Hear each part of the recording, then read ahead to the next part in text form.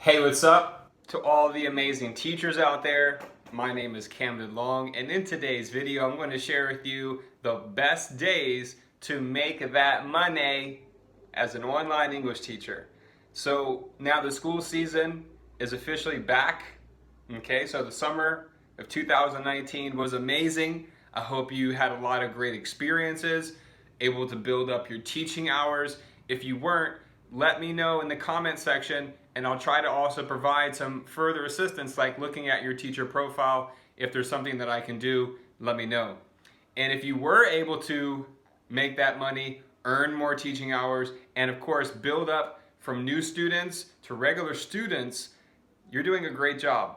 And perhaps online teaching just might be the dream job for you. Now, a lot of people are asking me, what are the best days to teach English online now that the school season is back? So here we go. Friday, okay? So remember, Friday is the day where some of the students are getting out of school early, maybe a possible hour, 2 hours early. Depends on the school, depends on the parental situation, if they can pick the kids up and take them home. And you'll be able to get a class at like 3 p.m. Thailand time, so 4 p.m. Beijing time. Yesterday I started my lesson at 4 p.m. Beijing time, which is very early because last year I didn't really get started until 5 p.m. Beijing time. But this week, the first week of the school season, 4 p.m., 4:30 p.m. Beijing time. So that's quite a surprise. But I say Friday because it's the end of the school week, so lots of parents want their kids to practice their English now that the school is finished for the week and the weekend is coming up. And of course, Saturday and Sunday are going to always be the best money-making opportunities as an online English teacher. Why? Simply because kids are home, parents want their kids to practice and learn more English. It's as simple as that, period. Now, in addition to the Fridays, Saturdays, and Sundays, as a little bonus, I've mentioned this several times, make sure you open up your schedule 12 at noon, okay? 12 at noon, 12:30 p.m., and also 1 p.m. You'll be able to get 2, maybe 3 classes from that lunch schedule. And you can build that up consistently and make it into a regular student, which I have with 2, 3 of my students, sometimes 4 or 5 different regular students who have those time slots booked throughout the week, Monday to Friday. Now, what I really want to focus on is, because of the new online English teacher requirement, now we can't teach past 10 p.m. past 9 p.m. Beijing time, starting November 1st, and there will be an official announcement from administration sometime clarifying all the small details, the micro and the macro, okay? So don't worry yourself to death about something that, number one, you have no control over, and number two, all the details have not been presented yet, okay? Now, yes, that is going to cut out a piece of the paycheck, okay? We understand that, okay? That's just simple math, right? Less hours available, most likely less earnings, okay? But don't let that, frustrate you. Use that as an opportunity, that 9 p.m. to 10 p.m. Beijing time, whatever you were going to normally do, wait for your student, have a lesson booked, do something proactive that's going to help you improve professionally and for your career. It could be networking. It could be uploading through social media. It could be posting different things. It could be writing messages to your regular students, doing more live streams. And now I know a lot of teachers say, I'm in level 4, I'm in level 5, I don't do live streams, I don't have a student group, and I don't really do the Palfish reading app. And that's okay. You know why that's okay for some teachers? And I wrote this down because they have amazing improv skills, okay? Amazing improv skills, right? A quick adaptability to new and challenging students, okay? If you're brand new to online teaching, there might be a high possibility that you have a lot of natural talent and people skills, and you could just be very successful early on. But many of these people who are getting on are teachers previously, so they have experience with younger ages and how to talk to them, okay, and how to understand their behavior and their body language. These are things that, only you can gather through experience. And even if you haven't been in a classroom or online teaching, but maybe you have experience with large groups of youth groups, okay? Maybe that's another reason why you're so great with kids early on. Also is because people are great communicators. The teachers who are getting up to level 3, level 4, level 5 pretty quickly, they like to communicate. They like to talk. They like to listen. They like to hear their voice, okay? That may come as a shock to some people, but that's just the truth. If you want to be a great teacher, it doesn't matter if it's in a classroom or if it's an online situation. You have got to be a great communicator. It's going to be very difficult to have a following of students waiting to book lessons with you. It's going to be difficult to have a classroom full of students ready to listen, giving you their full attention. But then when you open your mouth, if you're not believing in what you're saying, if you don't have the self-confidence and the self-esteem, it's going to be very difficult to deliver and communicate your message to people improving a foreign language, something that is brand new to them. How would you feel if you're having class with someone teaching you Korean and they don't sound confident at all with what they're doing? It's not going to give you the confidence, number one, to speak right, but it's not going to give you the confidence and the trust with that teacher to continue having lessons. Okay, let that be known right there. That was great value that I just added to this video. Please take a note of that. Okay? Know your student. Know the culture. Doesn't matter where you're teaching or who you're teaching. Know the culture, know the student. And there's many ways that you can go about doing that. You can use Google. You can go to their student profiles. You can look at their pictures. You can listen to their book recordings.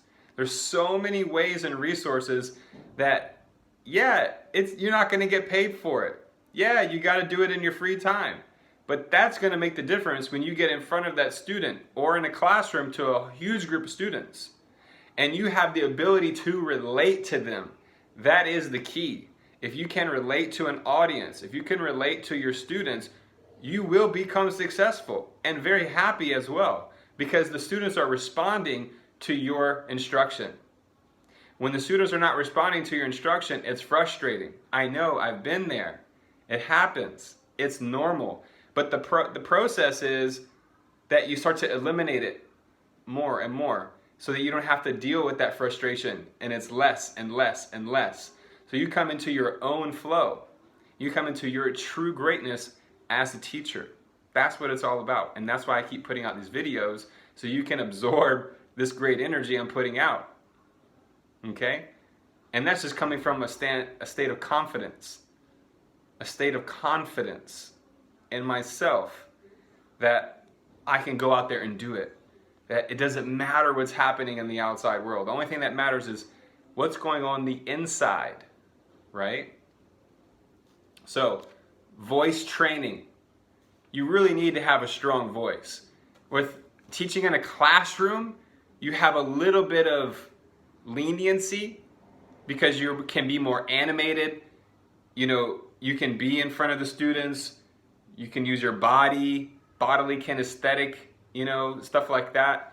But when you're in an online type situation, you're looking at a screen. The students are looking at a small screen or a tablet or an iPad or something, right? And if you have difficulty conveying the instruction with your voice, again, it's not going to build the trust and confidence with that student to have them to book another lesson with you. But if you have an outgoing voice, if you have a very commanding voice, and you can articulate, and you can speak clearly and not so fast and mumbling, jumbling, then you're going to be a great online teacher, and that student will come back to you. There's no doubt about it. Okay? So I've already laid out the best days, Friday, Saturday, Sunday, and why. By the way, today I have 15 lessons. Tomorrow I have 13 lessons. And the two important holidays that you need to really take into consideration. especially with the new requirement that we will be teaching less starting in November. So you need to maximize your earnings during the holiday schedule. So the next holiday, write this down. It's next week. It's next week. Get ready. Mid-Autumn Festival. Okay? So the Mid-Autumn Festival, September 13th through the 15th. So why do I always tell everybody out there, open up your schedule, have a consistent schedule, open up in advance? Because the parents are looking for teachers who are available. Simple as that. Okay? Very basic. So 1 week in advance, to the Mid-Autumn Festival, 1 week out, I already have 36 lessons booked. Saturday and Sunday. Okay, I have 19 on Saturday. And then Sunday, I don't even know if I can do my math. That's 16, 17. Okay, so 17 and 19. Okay? So 19 on one day, 17 on the next day. Hope my math is correct. But 36 lessons, that's pretty good for a holiday schedule. But again, that's a Saturday and Sunday. Okay? The next one, the big one. National Day is on October 1st. National Day is on October 1st. And it's for a whole week. So October 1st throughout the 7th.